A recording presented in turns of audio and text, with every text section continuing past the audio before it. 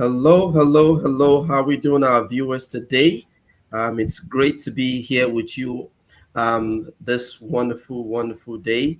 It's a blessed day. Can you all believe it's already the second half of the year? It's just went like that, and I couldn't do this alone. So I just want to just welcome my wonderful, wonderful, wonderful sisters on the Wealth Bridge, Modupe and Adebola. It's great to have you. You guys look stunning. You guys are beautiful as ever. It's great to have you. How you guys doing? Blessed and highly favored. How you doing, brother? Awesome. I'm doing great. It's great to see you. How you doing, Adebola? I'm doing great. It's great to be back. It's great to be back doing this with you too. All Wonderful. right, all right. And our viewers, thank you for always staying in tune with us. We thank you for following us. We thank you for subscribing. If you haven't done so, I don't know what you're waiting for. Hit that subscribe bell, share, and like. So today we're going to be bringing you another exciting episode. And today we're going to be talking about credit cards. The benefits, the risk, best practices for immigrants in the United States. And we know if we're not careful, credit card can actually break you. So, but we're going to be, digging down into it. So we just welcome you to today's financial empowerment discussion. So, one of the very first financial to many immigrants encountering the United States is the credit card. While the credit card can be very, very powerful, it could be a wonderful, powerful tool for building financial credibility, accessing opportunities and creating, financial flexibility that can also become a source of debt and financial stress when not properly understood. So this is why we're bringing these. And I know that everybody will be like, why are we talking about credit card? But you know why? It's very, very important because we want to bring you different value. And we don't want you to be stressed financially, especially if you're new as an immigrant. And even if you're not new, you may have not been using credit cards, to your own advantage. So for many immigrants, the concept of credit is very different from what, how we are accustomed to from wherever you're coming from. Most other countries might not adopt the credit card system, but here in the US, credit history can affect where you live, the kind of car you drive, Mm. the zip code you live in, your ability to start a business, and even certain employment opportunities. So today we're going to be exploring the benefits, some of the risk, the best practice of using credit cards wisely, so that individuals and families can build a strong financial foundation and avoid costly mistakes. So let's begin. And I'm going to open it up. And now my first question will go to Madupe. You Mhm. know, um, why are credit cards so important for immigrants who are new to the United States? Thank you, Demola. That's a very good question. Now that you're talking about it and we're looking into this topic together, my mind was saying it would have been a nice thing once you step into the port of entry, right? And you get handed a credit card, like, oh my God, you're welcome to America. Here is your credit card for your use. But That would be unfortunately, it nice. doesn't work like that, right? It doesn't. It would have been a nice thing if that was it, right? But like you said, how important, right, the credit score system is in America because it could either determine an individual's credit worthiness or otherwise. And that's the reason why, the score, which is just a three-digit number between 300 and what, 850, 900, can tell a lender, right? A lender typically to looking at you and just they can tell if you are going to be, reliable in terms of paying back whatever it is they have, loaned out to you. So why are these credit cards important for immigrants who are new here in the US? It helps you establish your credit history because the credit history is something very critical you need to establish here in the US.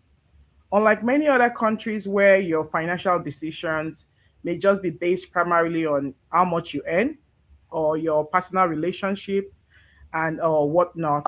Here in the US, it relies typically on the credit scores. And like I said, it will either determine if you're credit worthy or you are not.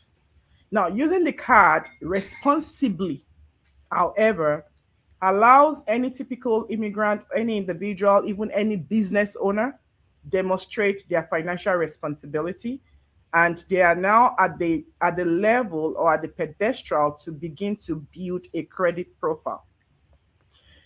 Demola touched on it, and I probably will buttress it. Without having a credit history here in the US, it becomes very difficult for you to get as small as rent an apartment. You know, like, okay, you're like, okay, somewhere to just put my head. That's not luxury. That's like a necessity. Yeah. Okay.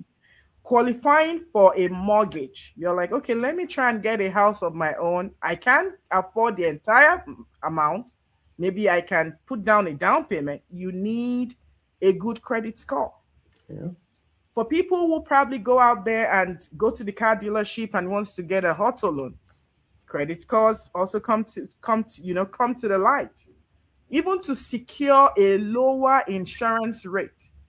Auto insurance, which is what you're going to use, I mean, very critical. You have to comply. If you're going to drive, you need to ensure that your car is insured.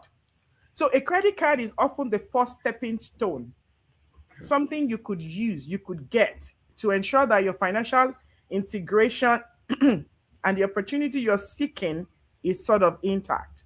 I think I'll rest my case on that, and I'll let you, get to the real meat and potato of this conversation.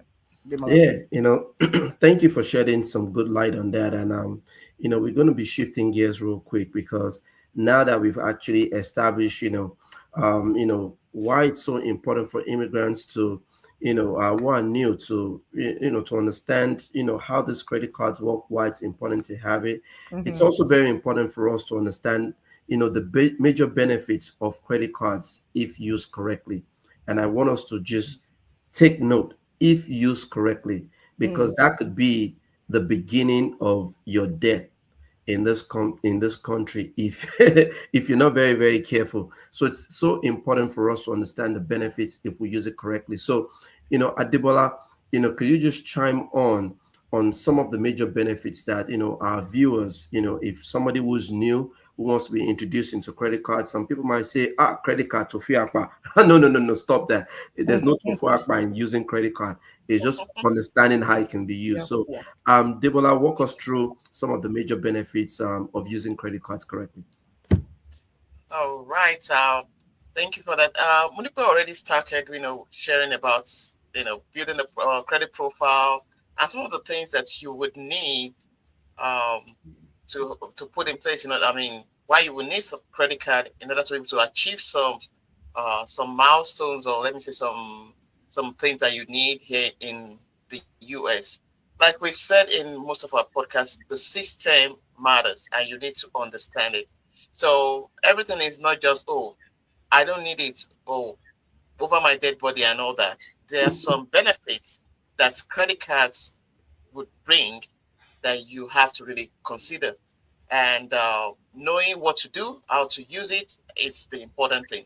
So many financially successful people use credit cards regularly, and the difference is that they use them as a tool and not just as a source of extra spending, like an Mhm. extra money to spend. Don't do that. That is the negative route to take. All right. So one very important benefit is the fact that it's very convenient to carry it around, and secured without you having to take cash with you here and there. So credit card makes it easy to just, you know, carry your wallet, I would say, around, and use money without carrying cash around, and just in the easiest way. But very importantly, in this country, you have to build a strong credit history, like Mudupe mentioned, to be able to achieve some of your goals, some of your dreams of buying a house, renting a place, getting a car insurance and all that. You need to build a strong credit history, and you can only do that with having a credit card. to get easier your loans approved, to be able to have a low interest when you're applying for loan and all that. So you need a credit card. Access to better mortgage and all that, you need a credit card. You need to build that history to be able to achieve that. And you can get a lower mortgage interest rate. And um, another thing is, I believe, is the fraud protection and security. Fraud protection. Credit cards generally offer stronger fraud protection than debit cards. If authorized charges appear, you can dispute this transaction. The card issuer can investigate, and your bank account's balance is typically not immediately impacted. So this added layer of protection can provide peace of mind. I know this is something that immigrants would love. So, and also we have rewards. A lot of credit cards have rewards, some cashback, and some travel benefits. Depends on what you need. The most important thing is not to just have it for just as an extra money to spend. That is something, a misconception, something you need to erase from your mind. All right. So you can use it for emergency, financial flexibility, and even purchase protection benefits and much more. So I'm going to stop there so that we can visit some other things today. Okay, back to Wow, you.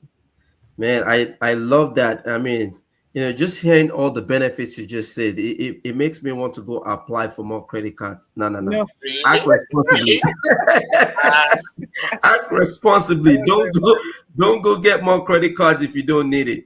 And mm-mm, it's all. Remember, we talked about using it correctly. So mm. the idea is not just accumulating it. Are you leveraging it for something? Just like you talked about the rewards and all the benefits. It's all about leverage, understanding how the system work, and using the financial tools available to us to actually make life more convenient, make things to be able to build certain things, certain comfort in life. So thank you for all those benefits that you listed out there. The same way, they say every coin has two sides. So Mudupe, what would you say, as you enlighten our viewers, are some of the biggest mistakes immigrants make when it comes to using credit cards? And to be honest, you nailed it. You know how you say when purpose is unknown, abuse becomes inevitable. Yeah. I say that's what it is. Many people just new to the system, not again embracing and understanding what this does. They literally get a 10,000, for instance, credit card, and they literally think, oh my gosh, 10,000 is mine. The $10,000 is mine. Oh No, my it's God. not.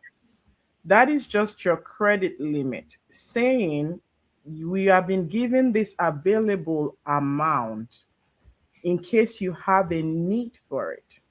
That is your limit.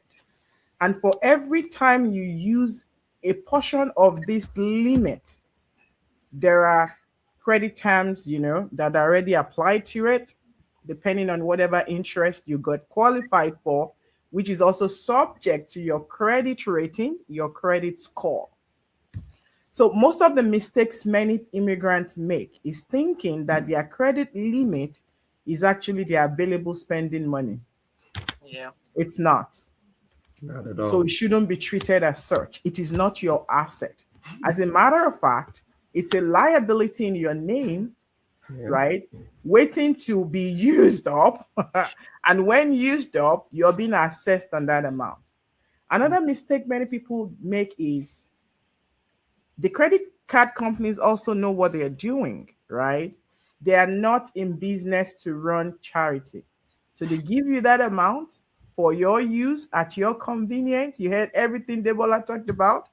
And then every single month, every cycle, right? They send you the statement and then they tell you how much outstanding balance you have.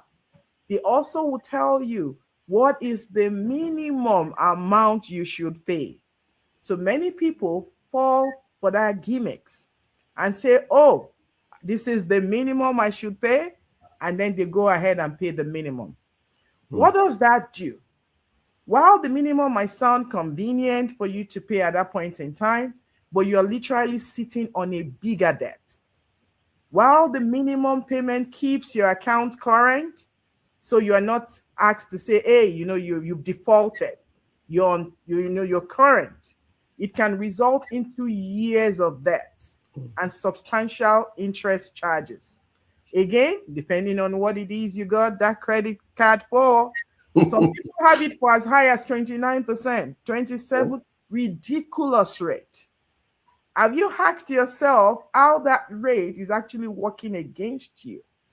When you have to take the money for certain things and you have to pay back that amount plus that interest. Let's watch out. Let's watch out. That's the reason why we're having this conversation. Many people are falling victim of this in our community. So we're saying we're no longer going to start doing the same old things over and over again because it's a sheer form of insanity. We need to change the narrative. Many people often will go ahead and open multiple of these cards. 10,000 here, 2,005 there, 5,000 there. Oh my God. And then utilize all of these things. It continues to go down in your favor. So it's giving you more of disfavor than favor before the credit scoring, portfolio. Having multiple of these so quickly also without understanding debt accumulation, how can it impact my finance? It's a great mistake nobody should get into. And there are quite a few others, but these are kind of like, major ones. It's important we talk about it. The goal is not to judge. This platform, this podcast is not to call anyone out. We want to enlighten, we want to educate and say, hey, we've made that mistakes before. Let's step out of it. Let's dust it off. Let's start doing it right. Let's start writing it right. Back to you, sir. Awesome, awesome, awesome. And like you rightly said, all that we're here to do is just educate us, empower us to understand some of all these, financial, tools, some of all the things that, this country affords us. We must understand how the system works so that, we could, we could work the system to our favor. And that's so important. So while still talking about, how, this credit card could impact one negatively,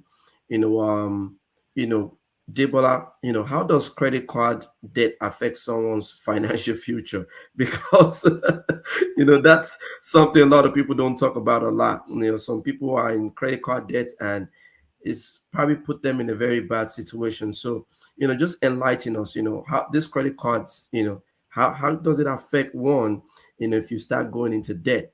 How does it affect someone's financial future?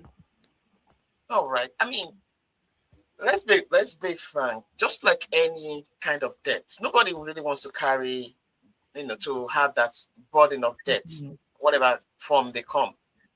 Credit card debt can have a major impact on a person's financial future. Any kind of debt. So it doesn't matter what's brought it about, especially when balances are carried month to month, month after month, rather, like Mudipe was just saying. Those high interests, and you're just paying the minimum payment due, but whatever it is.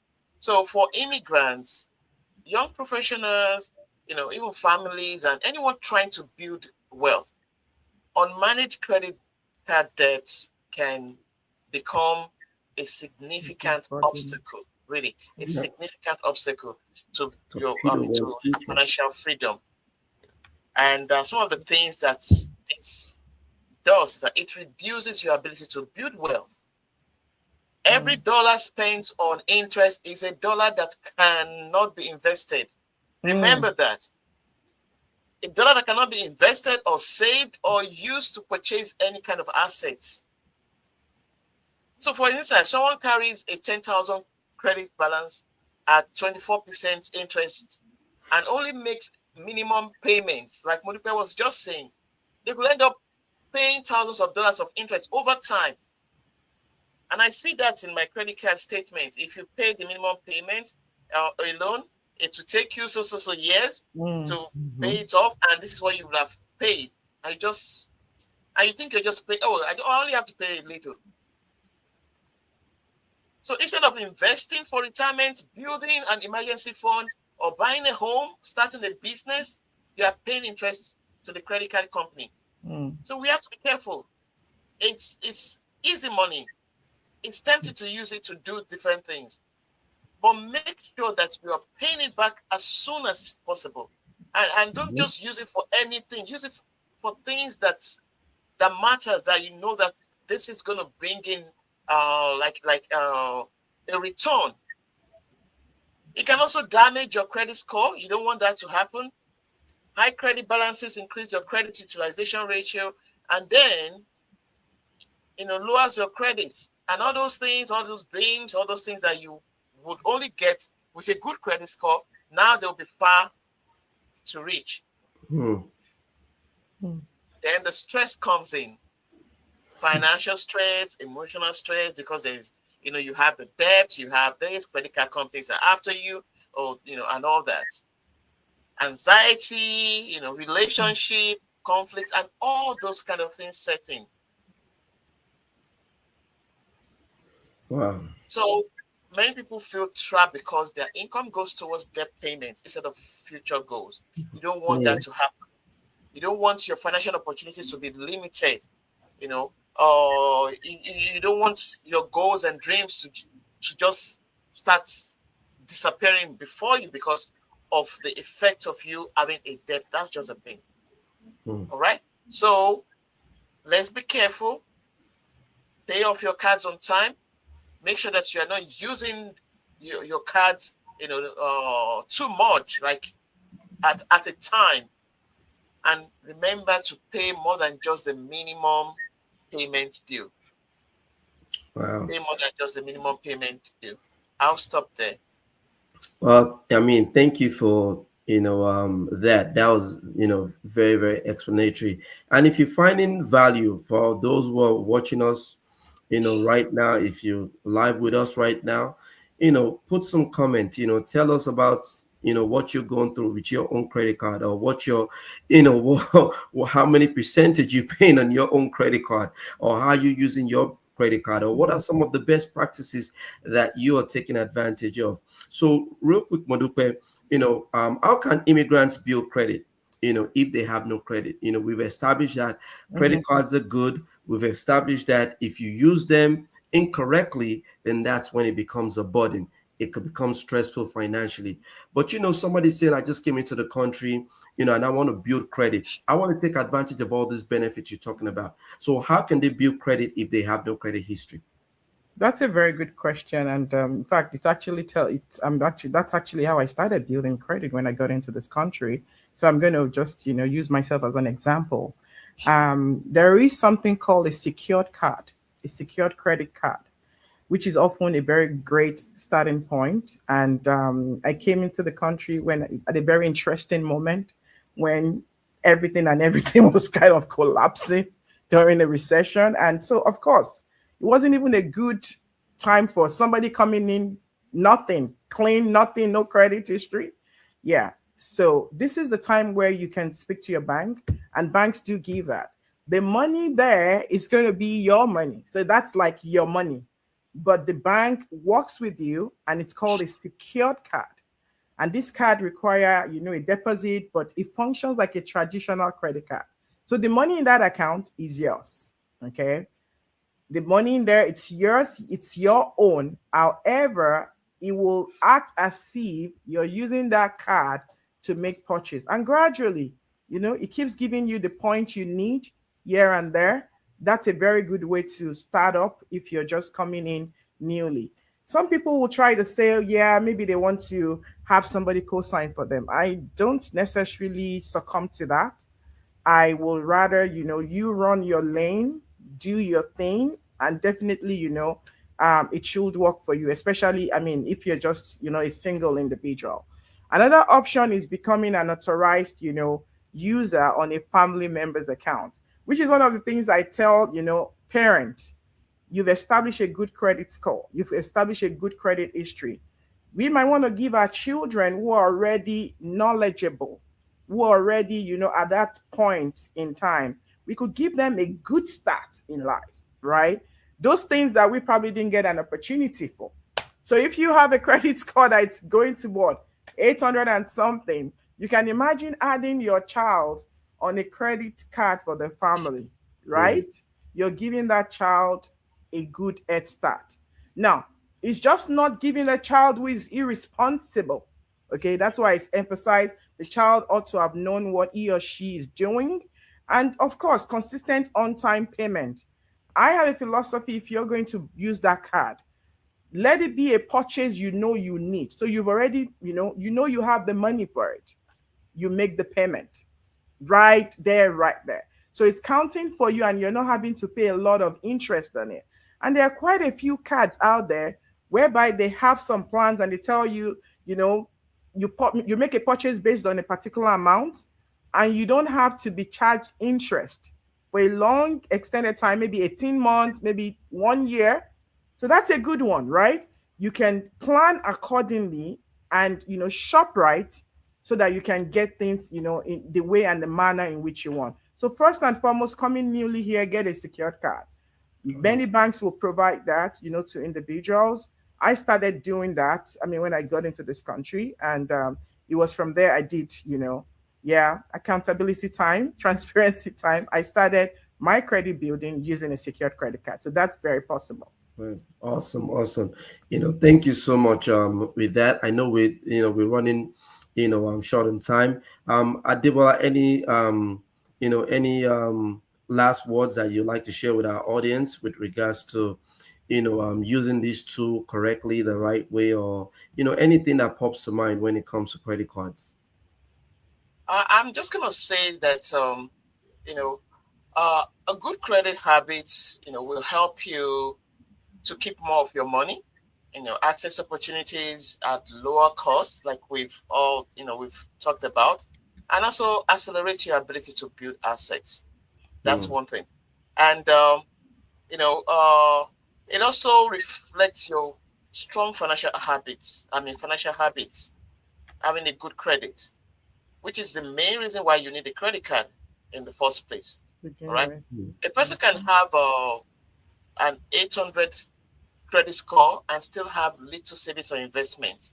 So that's to mm, let you know that credit alone will not make you wealthy. However, Mm-mm. a good credit habit creates a strong financial foundation.